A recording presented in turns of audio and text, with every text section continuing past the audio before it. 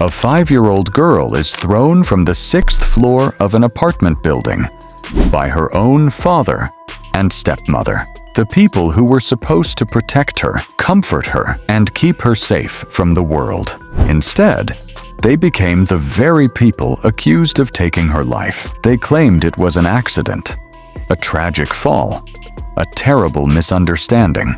But the evidence told a very different and far more horrifying story. This is the heartbreaking and deeply disturbing case of Isabella Nardoni, Brazil's most shocking child murder that still haunts the entire country. Isabella de Oliveira Nardoni was a happy, beautiful 5-year-old girl who loved life. She was full of energy, curiosity, and innocence. The kind of child who could brighten an entire room just by walking into it. Friends and family described her as cheerful, affectionate, and incredibly loving. She loved to play. She loved to sing. And like most children her age, she trusted the people around her completely. Isabella lived with her father, Alexandre Nardoni, her stepmother, Ana Carolina Jatobá, and her 2 younger half-brothers in a 6th-floor apartment in the north zone of São Paulo, Brazil. To outsiders, the family appeared normal, stable, respectable, even happy. Alexandra was viewed as a successful businessman. Ana Carolina appeared calm and caring, and from the outside, there was little reason for anyone to suspect something deeply disturbing was happening behind closed doors.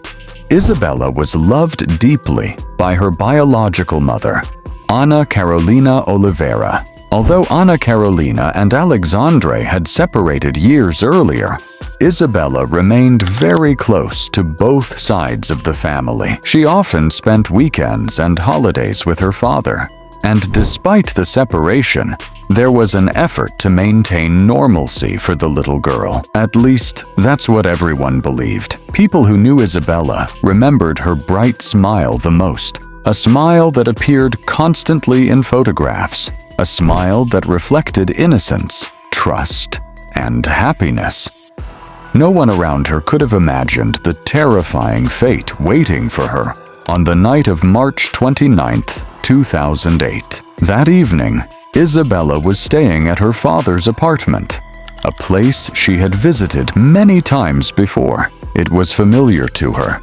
Safe. At least in her mind, there was nothing unusual about the visit. Nothing that suggested this ordinary family night would soon become one of the most horrifying child murder cases in Brazilian history. Then suddenly, everything changed. Late that night, emergency responders were called after reports that a child had fallen from the apartment building. When authorities arrived, they found 5-year-old Isabella critically injured outside the building after falling from the 6th-floor window.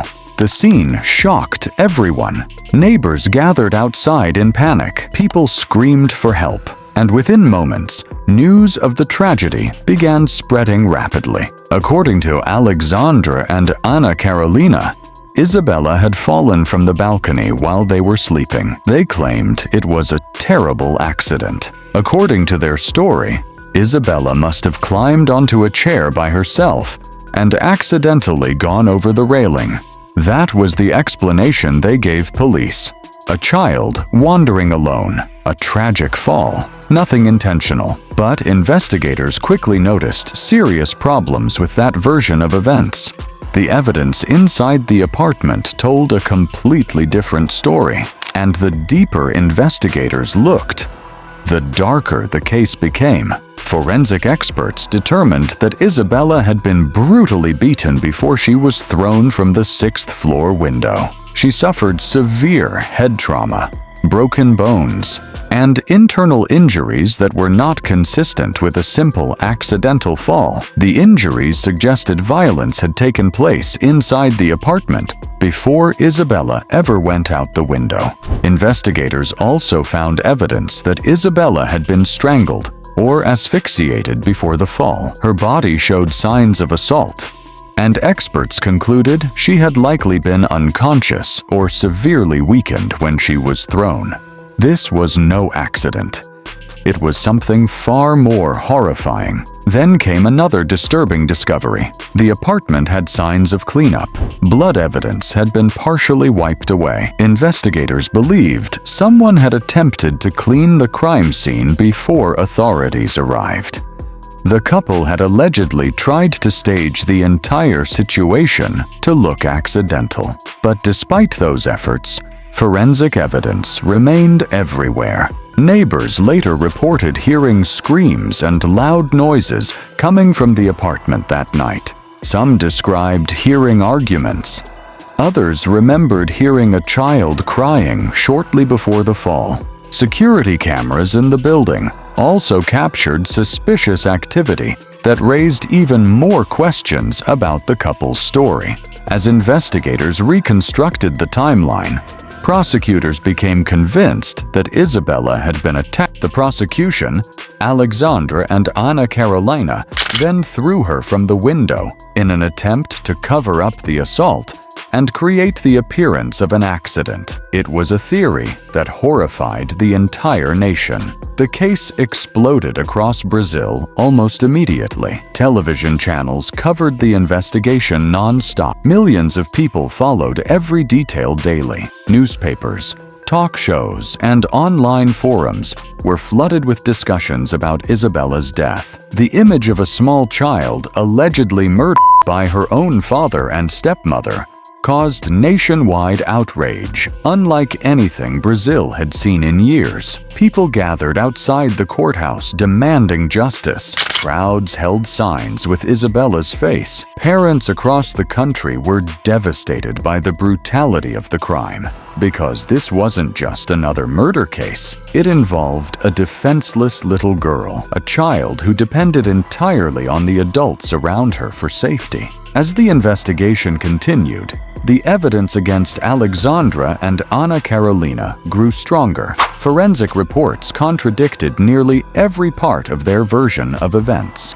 Experts testified that the physical injuries, blood patterns, and apartment evidence were all consistent with homicide, not an accident. The trial became one of the most heavily watched court cases in Brazilian history. Every testimony attracted national attention. Every forensic detail shocked viewers even more. And throughout the proceedings, the country remained divided between disbelief, anger, and heartbreak.